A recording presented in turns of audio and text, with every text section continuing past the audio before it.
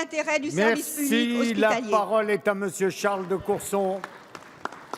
Ma question s'adresse à Monsieur le ministre de l'économie, de l'industrie et du numérique. Monsieur le ministre, dimanche dernier, le JDD dévoilait l'existence d'un rapport de l'ancien directeur financier d'EDF, démissionnaire, Monsieur Picmal, adressé aux membres du conseil d'administration relatif à l'ensemble des risques cachés pris par EDF dans le cadre du projet de construction des 2 EPR d'Hinkley Point en Grande-Bretagne.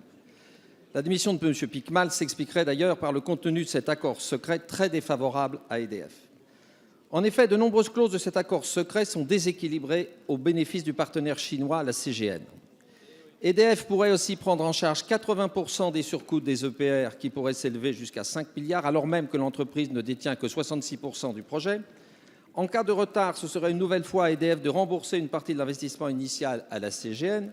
Pire, si l'aide de 1,6 milliard de l'État britannique était reconnue par la Commission européenne comme une aide d'État suite au recours déposé par l'Autriche, EDF pourrait être dans l'obligation d'indemniser son partenaire chinois à hauteur de cette somme. Pour résumer, EDF se retrouve à supporter l'essentiel des risques de surcoût de ce projet. Or, les exemples de l'EPR finlandais ou celui de Flamanville montrent que les risques de réalisation d'une telle hypothèse sont assez élevés.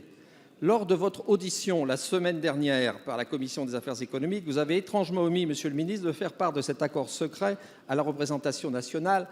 Vous avez d'ailleurs déclaré « La gouvernance doit s'assurer de la rentabilité et de la maîtrise des risques ». Or, ces clauses secrètes risquent d'affaiblir l'un de nos plus grands groupes français, dont la structure financière est déjà fragile, ce qui a entraîné sa sortie du CAC 40 en décembre dernier.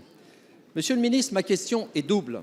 Soit vous étiez au courant des clauses secrètes entre EDF et la CGN, et alors pourquoi l'avoir dissimulé lors de votre audition la semaine dernière devant la représentation nationale ? Soit vous n'étiez pas au courant de ce rapport pourtant adressé aux administrateurs représentant l'État. Cette hypothèse ne constituerait-elle pas un grave dysfonctionnement de vos services? Et plus largement, pouvez-vous éclairer la représentation nationale sur ces clauses secrètes et votre position à leur égard? La parole est à Monsieur Emmanuel Macron, ministre de l'économie, de l'industrie et du numérique. Merci Monsieur le Président, Mesdames, Messieurs les députés, Monsieur le député de Courson. Le sujet, en effet, relatif à Hinkley Point que vous venez d'évoquer est un sujet de la plus haute importance puisque c'est la question qui consiste à savoir si nous sommes en capacité de produire et de vendre un EPR sur des marchés développés. Ni plus, ni moins. Est-ce que ce projet est dépourvu de tout risque? Non. Quelle est notre responsabilité collective? Les réduire. Il y a pour cela un cadre. C'est le conseil d'administration de l'entreprise qui, comme vous le savez, est coté, dans laquelle nous sommes actionnaires majoritaires, où nous avons nos représentants, aux côtés des représentants des salariés et des indépendants. Il n'y a pas de rapport secret, monsieur le député. Il y a eu l'activité d'un directeur financier qui, dès le début de ce projet, en responsabilité, aux côtés d'un PDG puis d'un second PDG, a défendu et instruit ce projet. Il y a eu ensuite des rapports indépendants qui ont été demandés à plusieurs reprises sur le projet Hinkley Point, dès 2013 par la direction générale, un rapport d'accuracy, encore en 2015 pour des évaluations, et un rapport indépendant à M. Descata qui a été demandé. Tous ces documents ont été discutés par les administrateurs dans le cadre du conseil d'administration. Je ne connais aucun document secret qui aurait été remis dans ce cas. Dans quel cadre?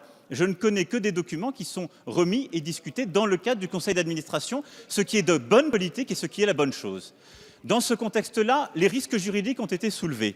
Il nous apparaît à ce stade qu'ils sont en train d'être purgés et que donc nos droits, ceux d'EDF, sont bien préservés dans le cadre justement de l'accord contractuel signé avec le gouvernement britannique. Ils ne seront finalisés qu'en mai prochain, lorsque nous signerons les documents définitifs.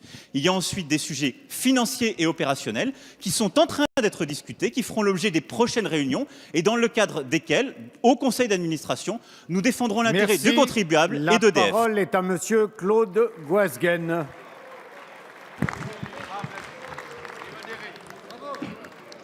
Ma question s'adresse au garde des Sceaux. Monsieur le garde des Sceaux, face à la multiplication des attentats en Europe et dans le monde, nous sommes nombreux à nous poser quelques questions simples, mais qui ont besoin de réponses. Sommes-nous, oui ou non, en guerre avec l'État islamique et avec les mouvements islamistes? Dans le contexte qui est le nôtre, il va falloir quand même que l'on tire quelques conséquences de la situation, car nous donnons en tout cas juridiquement, l'impression de ne pas être à la hauteur de la situation depuis la multiplication des attentats. Notre législation, à travers notre code pénal et notre code de justice militaire, permet pourtant, Monsieur le Premier ministre, permet pourtant de sanctionner plus sévèrement les auteurs de ces crimes odieux. Le livre 4 du code pénal, qui est relatif aux crimes et délits contre la nation, précise dans un de ses articles fondamentaux, 411-4, je cite, « Le fait pour un Français d'entretenir des intelligences avec une puissance étrangère, avec une entreprise ou organisation étrangère, en vue de susciter des hostilités ou des actes d'agression contre la France, est puni de 30 ans de détention criminelle. » Le texte existe, cet article pourrait être parfaitement appliqué aux Français qui sont en train de faire le djihad et qui éventuellement reviennent. Il n'est pas appliqué, cet article. Il n'est pas appliqué. Depuis plusieurs mois, nous posons la question au garde des Sceaux et le ministère nous répond qu'en réalité, vous refusez de reconnaître l'état réel juridique de guerre et le crime de trahison en restant sur des dispositions, d'ailleurs très controversées, qui sont actuellement débattues au Sénat, sur la perpétuité réelle. Le problème n'est pas la perpétuité réelle, Monsieur le Premier ministre. Le problème, c'est de qualifier de trahison ce qui est une trahison. La parole est à Monsieur Jean-Marie Le Guen, secrétaire d'État chargé des relations avec le Parlement. S'il vous plaît, s'il vous plaît. Merci, Allez. Monsieur le Président. Vous connaissez comment cela fonctionne. Monsieur le député Claude Goasguen, Jean-Jacques Urvoas, vous le savez, est au Sénat en train de défendre son projet de loi. Et donc, je me permets de répondre à sa place, d'autant que ce n'est pas la première fois, effectivement, que vous posez cette question.